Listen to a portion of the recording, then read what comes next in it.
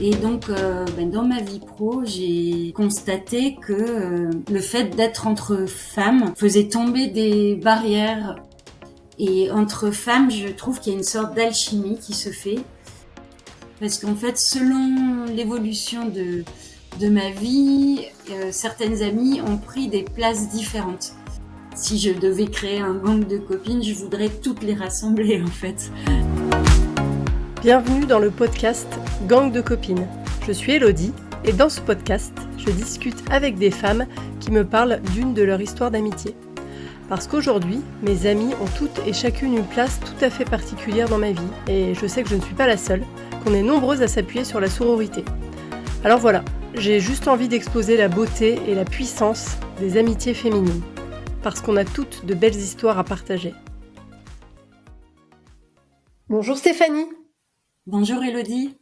Stéphanie, tu as 53 ans, tu es maman de 2 enfants et après avoir été architecte pendant 25 ans, tu as entrepris une reconversion professionnelle il y a environ 1 an. Alors qu'est-ce que tu fais maintenant ? Alors maintenant, je suis facilitatrice formatrice en développement des compétences relationnelles et je donne quelques cours en école d'architecture d'intérieur et notamment sur le luxe et les soft skills. Est-ce que tu peux détailler un petit peu en quoi consiste ton activité professionnelle ? Oui, alors si tu veux, je peux faire le lien avec l'architecture parce que donc tu le disais avant j'étais architecte et en fait dans mon expérience d'architecte, j'ai donc travaillé pour l'humain en faisant des projets, des bureaux, des maisons, des crèches, etc. Mais aussi en rendant concret un projet. J'ai été aussi confrontée à la communication, en fait, sur les chantiers, etc. Et donc, j'ai été sensibilisée à travailler mieux ensemble, à une meilleure coopération. Et c'est ça qui m'a amenée aussi à aller vers le développement des compétences relationnelles.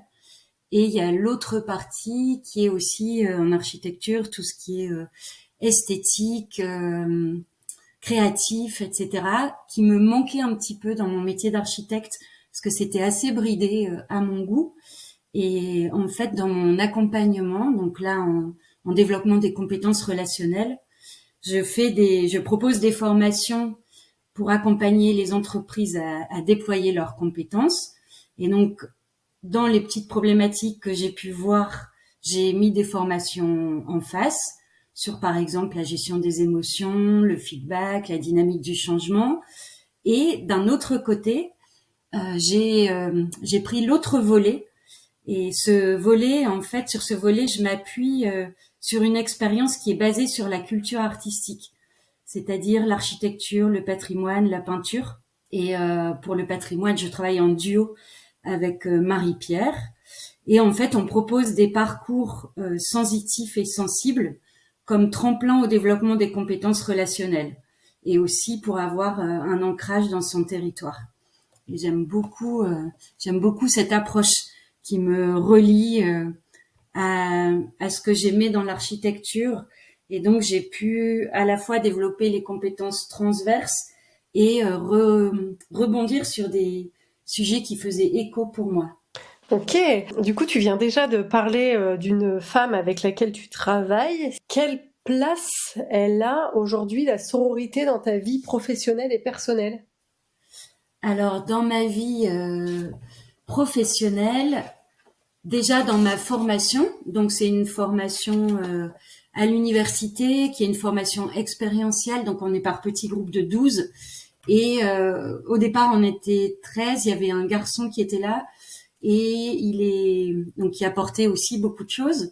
Et on s'est retrouvés entre femmes et je pense que le fait d'être entre femmes m'a apporté autre chose, une connexion plus facile parce qu'on avait les mêmes problématiques. Il y a une sorte d'entraide et de coopération qui s'est tout de suite, qui a renforcé un petit peu le groupe. Et donc tu me demandais dans ma vie pro, je fais aussi partie de 2 associations, une qui s'appelle Force Femmes, donc entre femmes, et une qui s'appelle Little Big Woman, où ce sont que des femmes entrepreneurs. Et donc, dans ma vie pro, j'ai constaté que effectivement, le fait d'être entre femmes faisait tomber des barrières. Il y a une ouverture qui me semble plus rapide, une sorte de confiance, parce que quelque part on se reconnaît, on partage une sorte de même état d'esprit. D'autant plus dans l'entreprise, dans l'association Little Big Woman, où on est tous sur des problématiques d'entrepreneurs femmes. Et je pense que même si on a des activités différentes, ça nous rassemble et il y a une sorte d'authenticité dans les échanges. Alors, tu y as déjà un peu répondu, du coup, là, avec ta dernière phrase, mais qu'est-ce que c'est pour toi la sororité aujourd'hui ? Pour moi, c'est l'aide entre femmes. C'est une façon d'arriver plus vite dans l'intimité et de partager des choses plus fortes. On a des problématiques spécifiques à celles des femmes. On est sur des sujets qui nous concernent toutes. Et entre femmes, je trouve qu'il y a une sorte d'alchimie qui se fait. Je trouve qu'on est donc plus vite dans cette intimité et qu'on peut se livrer et recevoir de l'autre plus facilement. Ça veut dire quoi pour toi être plus vite dans l'intimité ? En fait, ça veut dire que il y a des mêmes valeurs. En fait, ça veut dire qu'il y a des barrières qui tombent, comme si on avait une sorte de reconnaissance d'un groupe, un petit peu comme si quelque part on se connaissait un petit peu. En fait, c'est pas qu'on se connaît, parce que quand on arrive, on se connaît pas du tout. Mais le fait d'être entre femmes, on a été confronté peut-être à des mêmes problèmes. On a des sensibilités qu'on ose afficher. Je trouve qu'il y a une authenticité qui arrive. Pour moi, c'est ça. C'est l'intimité, c'est que en fait, on a été plus vite plus proche. Ah, je vois, je comprends. On a parlé de ta vie professionnelle, mais dans ta vie personnelle aussi, du coup ? Ouais, alors dans ma vie personnelle, c'est marrant parce que il y a une de mes copines qui a fait un petit dîner chez elle, et elle proposait un thème. Elle proposait qu'on parle des lectures qu'on avait bien aimées et qu'on partage un livre qu'on avait bien aimé entre nous. Et il se trouve qu'on était 7 filles, et il y a eu comme une sorte d'alchimie, de partage, de ricochet entre les lectures des unes et des autres. Et je trouve qu'en une seule soirée, ça a été assez flagrant que le groupe s'était constitué très vite. Et en fait, ce groupe se poursuit. Et donc, à chaque fois, on se retrouve. Là, on va se retrouver une 3e fois. Et donc, sur le thème de la joie, cette fois-là. Et j'ai trouvé ça super agréable de se sentir comme ça embarqué et d'être en confiance très vite. Et je crois que c'était lié au fait qu'on soit entre femmes. Ah, c'est chouette quand il y a des moments comme ça. Ah, c'est canon, c'est vraiment canon, et on est toutes heureuses de se retrouver, alors qu'à l'origine, on se connaissait. Alors, dans les 7, il y en a que je connaissais mieux, mais il y en a que je connaissais moins bien, et ça n'a pas fait de différence. Je pense qu'on s'est livré facilement. Et après, il y a aussi en binôme, en duo, j'ai des très bonnes amies. Et en fait, je me rends compte qu'on dit pas forcément la même chose à tout le monde, et que là aussi, je pense que le fait que ce soit des amis, il y a quelque chose qui est différent, parce que j'ai aussi des amis hommes, et j'adore, parce que justement, il y a des différences. On va dire que la ressemblance, même si on n'a pas toujours les mêmes avis sur des sujets, heureusement, mais la ressemblance d'être femme crée du lien. Et voilà, donc il y a des moments dans la vie où ça m'apporte beaucoup, je pense, d'avoir des amis d'enfance, des amis que j'ai connues plus tard, enfin différentes amies, mais des amies qui sont très proches en fait. Oui, alors justement, normalement, enfin généralement dans ce podcast, j'interviewe une femme qui me parle d'une autre femme ou d'un groupe de femmes dans un cadre bien précis, on va dire, mais là, ça n'a pas été possible. Et tu m'as parlé de plein de personnes. Pourquoi? Oui, c'est vrai que je t'ai demandé l'autorisation de parler de plusieurs amies parce qu'en fait, elles étaient présentes dans ma vie de façon plus ou moins marquée à certaines périodes de ma vie. Et j'arrivais pas à associer à une seule personne parce qu'en fait selon l'évolution de ma vie certaines amies ont pris des places différentes.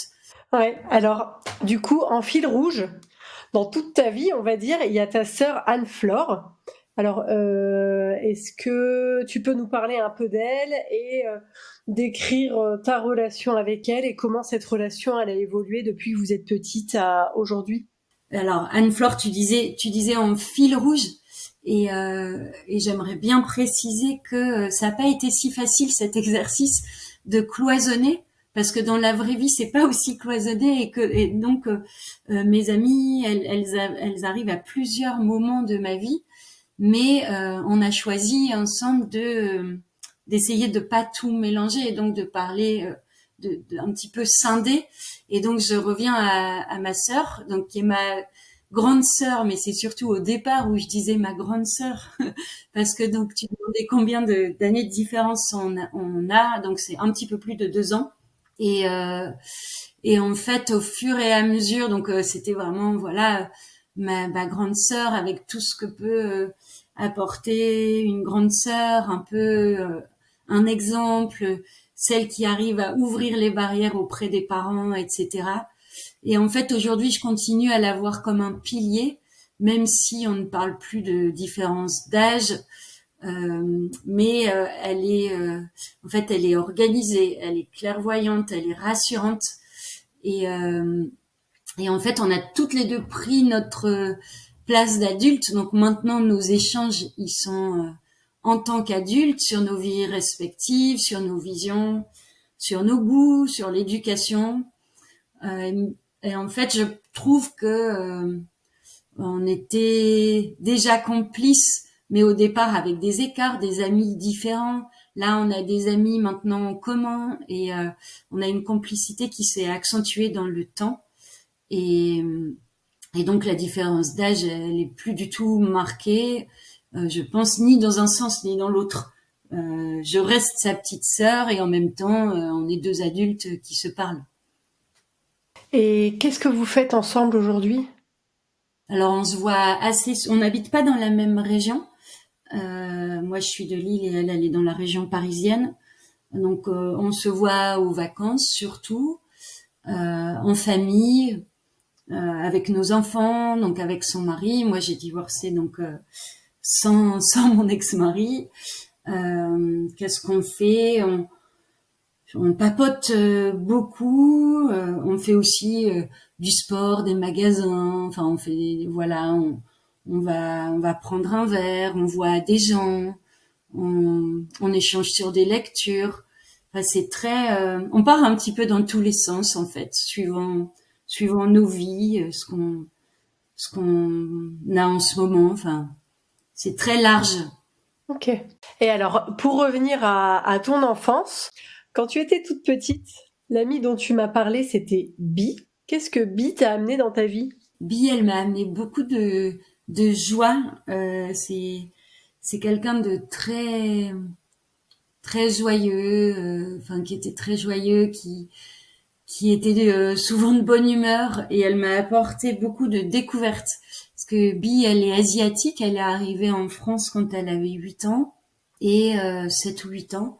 Et d'ailleurs, enfin, si je peux raconter une anecdote, mais c'est elle qui me l'a raconté et moi je m'en souviens plus. Mais en fait, on s'est rencontrés quand on était en CP et elle parlait pas très bien français.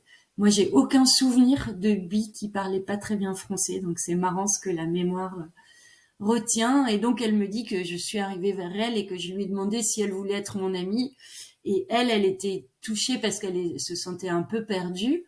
Et moi, j'ai aucun souvenir de ça. C'est marrant parce que, en fait, j'ai l'impression que de mon côté, ça a été un peu évident, un peu facile. En étant amie avec elle, j'ai aimé découvrir aussi sa sa culture, parce que elle était dans une famille avec deux parents français, mais elle dessinait des maisons sur pilotis, par exemple, et ça a influencé mes dessins. J'avais jamais été en Asie et je dessinais des maisons sur pilotis. Enfin, elle m'a invitée à des fêtes du Nouvel An qui étaient différentes. Elle m'a cuisiné après quand on était un petit peu plus grande des plats qui changeaient avec des cacahuètes, des piments. Enfin, voilà. Donc ça a été une grande ouverture d'esprit pour moi, de voir comment on pouvait penser autrement, comment c'était dans un autre pays. Je trouve ça trop mignon, cette spontanéité avec laquelle tu lui as demandé est-ce que tu veux être mon ami? C'est des choses qu'on ferait plus aujourd'hui, même si on le sent. Tu sais, quand on est adulte, on va pas voir les gens en disant ah, est-ce que tu voudrais être ma copine, alors que on sent qu'il y a un lien avec quelqu'un, et je trouve ça trop chou, quoi. Merci d'avoir partagé ça. Ouais, c'est vrai que ça m'a fait plaisir qu'elle me remémore ce souvenir et je me dis c'est fou, moi j'avais oublié. Mais t'as raison, ça doit être lié à la spontanéité. On se pose moins de questions. Il y a sûrement un ressenti qui fait que on va vers quelqu'un sans se mettre de frein. Ouais. Il y a eu d'autres personnes qui ont marqué ton enfance et que tu recroises aujourd'hui. Et est-ce que tu peux nous en parler? Qu'est-ce que vous faisiez ensemble? Qu'est-ce que vous faites aujourd'hui? Et aussi, comment votre relation a évolué au fil des années? Alors là, cette question, elle a été difficile parce que j'aurais eu envie de parler de beaucoup de personnes. Donc j'ai un petit peu focalisé sur les amis de mon lotissement quand j'étais petite. Parce que pour préciser, donc ce lotissement, il était incroyable parce qu'on était une trentaine d'enfants, filles et garçons, du même âge, enfin à peu près, on va dire, à 10 ans près. Enfin, c'était incroyable. Et, c'était dans les années 70. On jouait beaucoup dehors et et donc il y avait par exemple des prix, des cache-cache dans tout le lotissement. Enfin, on a eu beaucoup de chance. Ça rassemblait beaucoup de personnes. Je me suis attachée dans ce moment surtout à Corinne, Pascaline, Sophie et Marie. Alors Marie D. Et donc ensemble, justement, on jouait à l'élastique, on jouait aux billes, on courait, on faisait du bricolage. Enfin, on faisait des spectacles de danse. Enfin là, à plusieurs. Et à cette époque-là, il y avait encore un petit peu les petits. Donc moi, j'étais plutôt dans les petits et les grands. Et après, ça s'est très mélangé. Tu continues à les voir aujourd'hui? Alors Marie, pas trop, mais je la Non. croise parfois parce qu'elle va voir sa maman qui habite encore le lotissement. Sophie, je l'ai recroisée chez Little Big Woman, donc c'est marrant.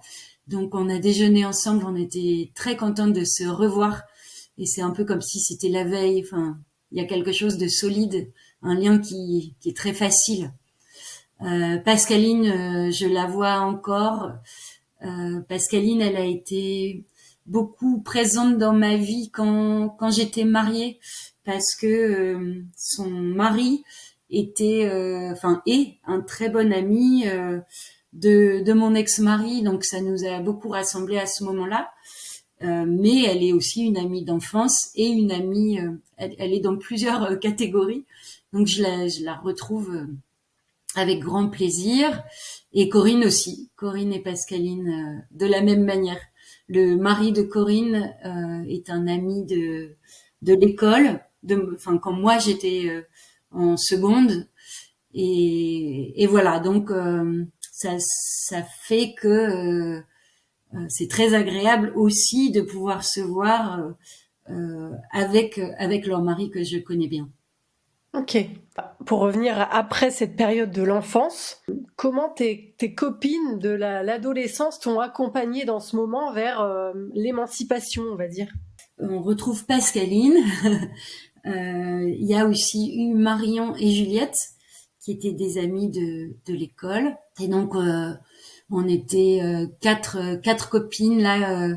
Pour reprendre le titre du podcast, là, ça faisait très gang de copines parce que Tiens. on a vécu les soirées, des sorties en vélo. Après, on a eu nos permis. On a passé des vacances à quatre qui étaient vraiment extra, où on avait, en fait, on avait mis une tente dans le coffre de notre voiture et on est parti donc de Lille. On a fait toute la côte ouest jusqu'à descendre dans le Midi. Et donc, on s'arrêtait quand on avait envie, autant de temps qu'on avait envie, dans des campings qu'on trouvait sur la route. Et on a pu découvrir comme ça la France, se, se découvrir. Je me souviens par exemple d'une matinée où on s'est réveillé, on avait été piqué par les moustiques, on avait les yeux tout gonflés. Enfin, c'est des trucs bêtes, mais c'était rigolo. C'était vraiment manger nos cornflakes encore à moitié dans notre duvet. Enfin, plein de, de trucs un petit peu comme ça. Je sais pas. On avait, par exemple, on s'était dit, et ça me vient là sur le moment, dans nos valises, on s'était donné comme consigne de prendre un déguisement et on a décidé, c'était à peu près 15 jours de vacances, on s'est dit, allez, aujourd'hui, on se déguise. Et donc, on a été déguisés toute la journée. Enfin, c'est des trucs d'adolescente. Enfin, pas, on avait quand même 18 ans, mais vraiment, il y avait beaucoup d'humour. On rigolait, on avait envie de visiter, on rencontrait aussi d'autres personnes sur notre route. C'était vraiment sympa. Il y a eu aussi, je suis repartie une année enfin 2 ans plus tard, avec Marion seulement. On a fait un petit peu ce même genre de voyage en Italie, où on était à deux. Et là aussi, c'était formidable. On a rencontré un petit peu des gens, on goûtait des plats différents. Enfin, je trouve que ça, pourtant, bon, c'était la France à l'Italie, c'est assez proche en culture, mais le fait d'être autonome, d'être entre nous, on a une approche qui est différente et puis on vit des expériences sur le moment, des expériences communes. Et je pense que ça, c'est fort parce que on voit comment on réagit, la vision de l'autre. Enfin, c'est vraiment très chouette. J'en garde des super souvenirs. Moi, je pense qu'on devrait toutes partir avec nos copines et prendre un déguisement dans notre valise et faire cette journée 100% déguisée. Non, mais franchement, ça doit ramener un truc cool, quoi. Enfin, voilà, de pas se prendre au sérieux et tout ça, et juste de se marrer, de profiter de la journée. Enfin, moi, je vois trop bien. C'est une très, très bonne idée. Je pense que à 18 ans, à 50 ou à 40, franchement, c'est une bonne idée pour réveiller des amitiés. Ah oui, mais complètement. Et si tu le fais, je veux bien les photos. C'est ouais. Ah, bah, je suis sûre que j'ai un bon groupe. Je suis sûre qu'en prenant quelques personnes, ça marcherait. Ouais. C'est un bon tremplin vers la question suivante qui concerne la créativité, qui a une place qui est importante dans ta vie. Et est-ce que tu as des amis qui partagent cette même passion et pourquoi c'est important de partager cette passion avec eux? La créativité, ça a beaucoup d'influence dans ma vie. Je trouve que ça m'aide à aller vers une vie qui ressemble à qui je suis. Et donc dans mes amis, alors il y a Laetitia qui était déjà dans mon enfance, mais donc on avait fait ensemble des qu'est-ce qu'on avait fait? On avait fait des carnets de poésie, on inventait des pièces de théâtre. Enfin, c'était quand on se voyait, c'était vraiment très axé sur la créativité. Et je l'ai retrouvé plus tard.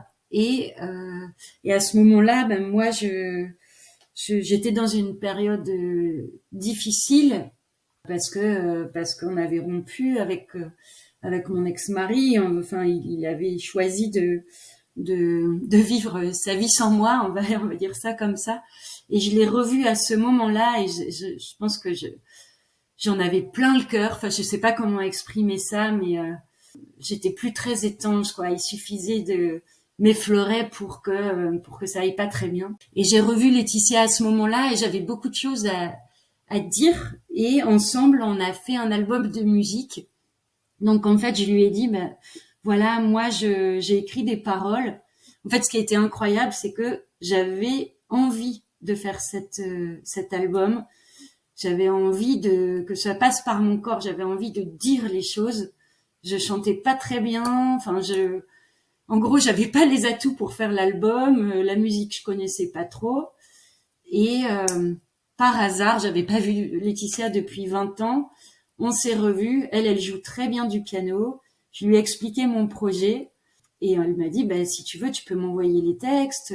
Je vais voir. Moi, justement, j'ai envie de composer. Je lui ai envoyé les textes et d'ailleurs, enfin, la petite anecdote, si je peux aller plus loin, c'est que j'avais commencé à prendre des cours de chant dans l'idée de poursuivre ce projet. Je savais pas encore si ça allait être possible ou pas, mais je m'étais dit, bah déjà, je peux apprendre à mieux chanter. Et ce jour-là, j'avais donc les textes pour mon prof de chant. Et c'était pas, enfin voilà, c'était pour lui. Et ce jour-là, j'ai rencontré Laetitia. Je lui demande si elle joue toujours au piano. Elle me dit que oui. Elle me dit, mais maintenant, j'aimerais bien composer. Enfin voilà, elle a toujours improvisé, mais elle voulait composer des morceaux. Et je lui dis, ben si tu veux, j'ai un texte. Et donc, au lieu de le donner à mon prof de chant le soir à mon cours, ben en fait, je l'ai donné à Laetitia. Et donc, Laetitia est repartie avec le texte. Elle me dit, ben si tu veux, je vais regarder si ça m'inspire, ce que je peux faire, etc. Puis, j'avais pas de nouvelles. Je me disais, bon, ça va pas du trop lui plaire, c'est pas grave. Enfin, et en fait, 15 jours après, elle m'a rappelé et elle me dit, Stéphanie, j'ai fait 2 musiques sur ton texte. Est-ce que tu veux venir écouter? J'étais super émue. Donc, je suis allée chez elle, j'ai écouté le texte et j'ai eu l'impression qu'on pouvait enlever les paroles, qu'elle avait compris ce qui était dit, enfin, je trouvais que ma sensibilité était retranscrite. J'étais vraiment très très émue. Et donc, on a décidé de poursuivre. Donc, il y a eu 9 chansons.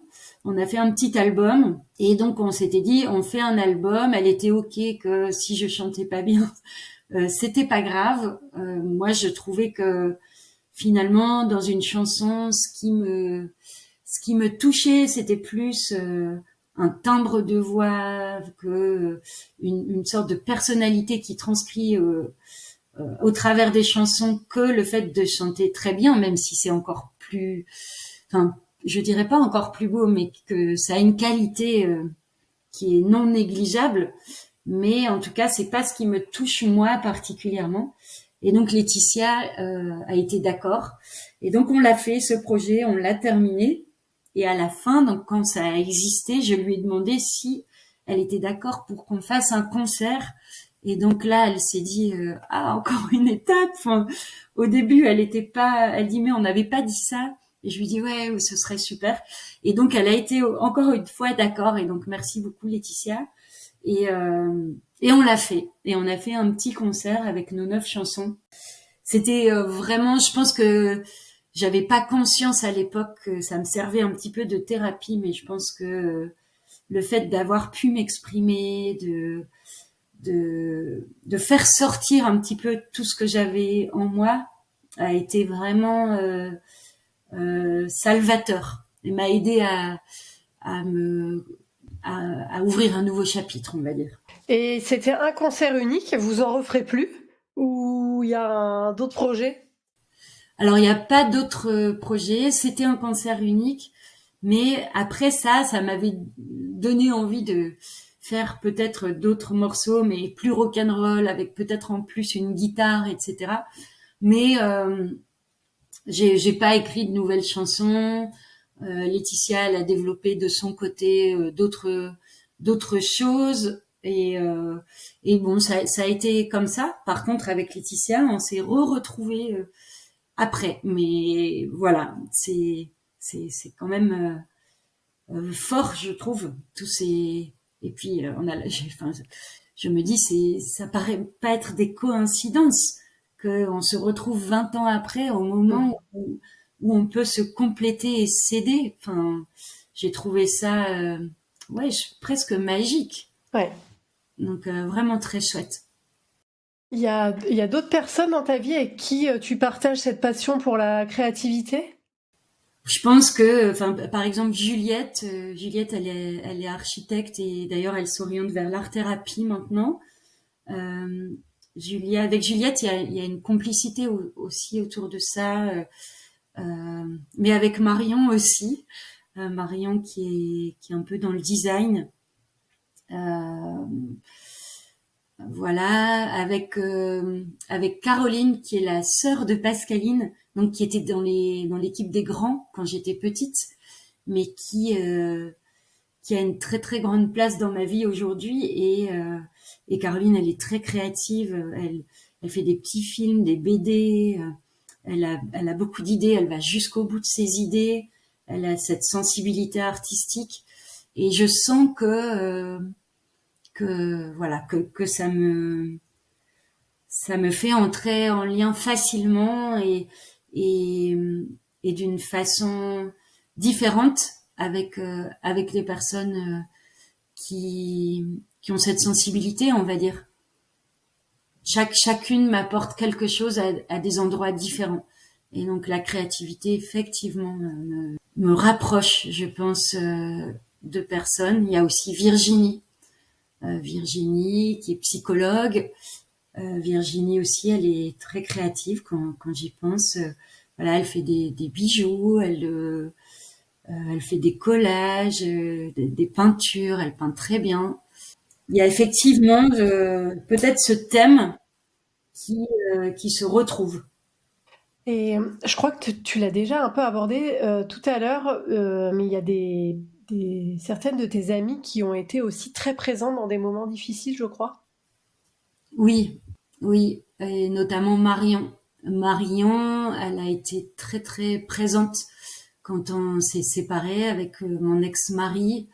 Elle m'a donné autant de temps que j'en avais envie. Elle n'a pas posé de limite. Si j'avais envie de l'appeler à 2 heures du matin, je pouvais. Enfin, j'évitais, hein. Mais en tout cas, elle s'est rendue tellement disponible. Enfin, elle m'a beaucoup accompagnée. Elle m'a rassurée. Elle a su trouver des mots, des petites phrases qui ont fait que j'ai moins tourné en boucle, que j'ai pu voir les choses sous d'autres angles. Et ça m'a donné une autre vision. Je pense encore à des petites phrases qu'elle a pu me dire, par exemple, tu trouveras d'autres fleurs sur un autre chemin. Ben oui, effectivement, parfois on change de chemin et il y a d'autres choses qui peuvent être très positives sur ce chemin. Voilà, c'était pas forcément celui qu'on avait envie d'emprunter, mais il peut être beau. Il peut être beau aussi. Donc ça, c'est grâce à Marion que j'ai pu avoir cette approche. Il y a eu aussi Juliette, je me souviens, dans un autre moment, qui m'avait envoyé une lettre qui était magnifique, qu'elle avait écrite avec des phrases qu'elle écrivait un petit peu chaque jour et elle avait eu la gentillesse de les partager avec moi. Virginie, donc comme elle est psychologue, elle a pu me faire des petites séances de je sais plus comment ça s'appelle. Ah, c'est EMDR, ouais. C'est EMDR, voilà. Ouais, c'est ça. Donc à un moment, elle m'a fait une séance, chacun avec son cœur, ses compétences est venu à ce moment-là, mais enfin il y a d'autres personnes qui sont arrivées dans ma vie, donc voilà et ça a été très chouette. Et pour conclure sur les personnes qui ont été présentes à des moments difficiles, il y a eu aussi Hélène, qui est une amie architecte, qui est donc j'ai perdu ma mère à peu près enfin à 42 ans et elle m'avait écrit une lettre que j'ai encore qui était enfin voilà qui est très touchante et je trouve et ça veut pas dire que les autres n'étaient pas présentes. Elles ont été présentes aussi. Là, c'est très difficile dans cet exercice de pas Oui, ce que chacun peut je apporter. comprends. Donc là, c'est vraiment des moments fort pour moi et ce qui me touche. Je peux identifier que, en fait, dans les moments difficiles pour quelqu'un, en tout cas là je parle pour moi, je trouve que c'est pas toujours facile d'aller vers la personne qui est en difficulté parce que on veut pas la bousculer encore davantage. On est là un peu avec des pincettes. C'est pas évident de d'être présent dans sa vie à ce moment-là parce que on se sent tout maladroit, on sait pas comment faire, alors que c'est juste une présence en fait. Voilà, il y a une sorte de retenue, de pudeur, et je trouve que réussir à, euh, à être tout simplement présent, c'est très fort et c'est en fait c'est une authenticité, c'est un soutien.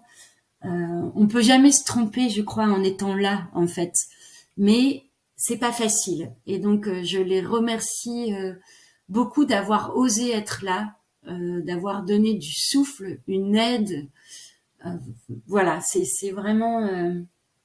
J'en retiens en tout cas pour moi que il faut pas se poser de questions, juste dire je suis là si tu veux.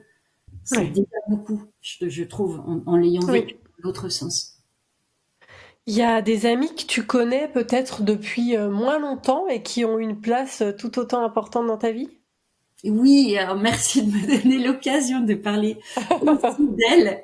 Et quand je pense à ce moins longtemps, eh ben, ce moins longtemps, il fait déjà une dizaine d'années. Il y a Frédéric et Sophie, qui sont deux copines que je vois vraiment régulièrement. En fait, on a fait des footings ensemble où on se racontait un peu nos semaines. Et en fait, on s'est beaucoup rapprochés. On a aussi des événements de vie qui nous rapprochent. Et on a aussi passé des vacances ensemble. C'est dynamique, elles sont très présentes. Il y a Marie, c'est pas ma copine d'enfance, c'est une autre Marie que j'ai connue grâce à l'école. En fait, nos enfants étaient en classe dans la même classe. Et donc Marie, je peux partager aussi beaucoup de points de vue qui peuvent être différents, mais par contre une sensibilité que je trouve très développée, je sais pas comment dire ça. Enfin, avec Marie, je sens que je peux être très authentique, très moi-même, parce que elle a cette réceptivité, cette sensibilité qui nous font ne pas nous poser de questions sur ce qu'on dit ou pas. Enfin, D'accord. il y a une résonance et donc elle est aussi très présente. Et je voudrais pas oublier Olivia que je vois moins souvent, mais elle aussi, elle m'apporte beaucoup avec ses expériences qu'on peut partager, sa sensibilité aussi. Il y a Laetitia G, je la vois plus ponctuellement, mais en fait, c'est aussi la richesse des échanges qui fait que les personnes apportent quelque chose et que euh, si je devais créer un gang de copines, je voudrais toutes les rassembler en fait. Et voilà, elles sont encore dans ma vie aujourd'hui toutes. Ok. À toutes? En fait, je me demandais justement s'il y avait des amis qui étaient sortis de ta vie. Et si tu voulais nous en parler. Oui, et je veux bien. Et avant, juste avant, si tu veux bien, quand je dis toutes, je me dis ah mais j'ai pas parlé de Clara et pour moi c'est important parce que Ça ne s'arrête jamais en fait. ouais, juste Clara, on s'est connus en Erasmus et et à Venise, on a eu la chance de vivre ça. Et voilà. Et Clara, je pense à elle aussi bien pour la créativité, l'apprentissage d'une culture différente, l'humour. Enfin, voilà. Je n'oublie pas Clara parce que même donc elle s'est mariée avec un Italien et elle habite en Italie. Mais il n'empêche que on reste en lien et qu'on échange au moins une fois par an. C'est peut-être pas beaucoup, mais ça nous permet de voir un petit peu où on en est et de retrouver ce qui nous a liés. Et donc, excuse-moi pour cette parenthèse, Non, mais non, je t'en prie. pas juste en fait de l'oublier, enfin de pas en parler. Et donc oui, il y a des amis qui sont sortis de ma vie. Il y a Hélène dont je parlais tout à l'heure, qui avait été très présente pendant toute une période. Et je suis triste qu'elle soit sortie de ma vie parce que il me manque cette discussion avec Hélène où j'aimerais savoir exactement ce qui a fait qu'elle a eu envie de vraiment couper les ponts. Voilà, j'aimerais que ce soit plus clair, mais bon voilà, si je sors de cette rupture là, je peux imaginer qu'à l'inverse, si quelqu'un me décevait et que je me sentais trahie, à un moment, je chercherais pas forcément à aller plus loin. Enfin, voilà, ça aurait atteint ma limite. Hmm. Donc dans le principe, je peux comprendre et dans les faits, j'ai beaucoup de regrets. Voilà. Merci beaucoup de partager ça et bah, écoute, j'espère que ton message sera entendu et qu'à un moment ou à un autre, tu auras la réponse à ces questions, quoi. Selon toi, pourquoi on est plus forte quand on est entouré d'amis? Parce qu'on est ensemble, qu'on peut se dire les choses, on peut laisser sortir nos émotions, on peut partager des choses intimes. On peut aussi, enfin, ça nous aide, je trouve, à accepter nos parts d'ombre, d'être comme on est, en fait. Voilà, il y a cette authenticité que je trouve importante. Quand on est entouré d'amis, il y a aussi un soutien. On peut se serrer les coudes. Il y a aussi l'apport, une réflexivité. En fait, ça fait un petit peu miroir de voir un petit peu ce que peuvent vivre les autres ou leurs réflexions sur ce qu'on vit nous. Voilà, donc les réflexions des autres peuvent faire miroir, ça peut donner un nouveau point de vue. Et moi, je me sens soutenue, bien entourée. Je trouve que ça me fait grandir, que ça me met en mouvement. Je crois que je tournerais plus en rond sans mes copines, que j'aurais moins d'ouverture, moins de points de vue différents et moins de...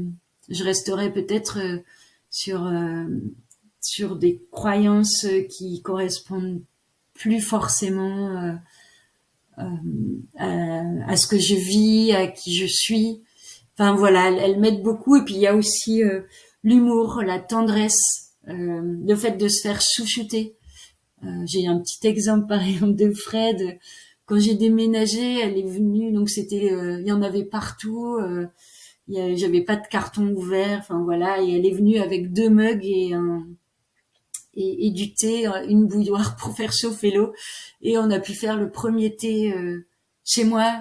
C'était, ben voilà, enfin, c'est adorable, c'est canon, les petits cadeaux qu'on se fait parfois. Enfin, je trouve que toutes les occasions sont bonnes et c'est vraiment, enfin c'est vraiment de la douceur aussi, de l'amour amical, d'affection.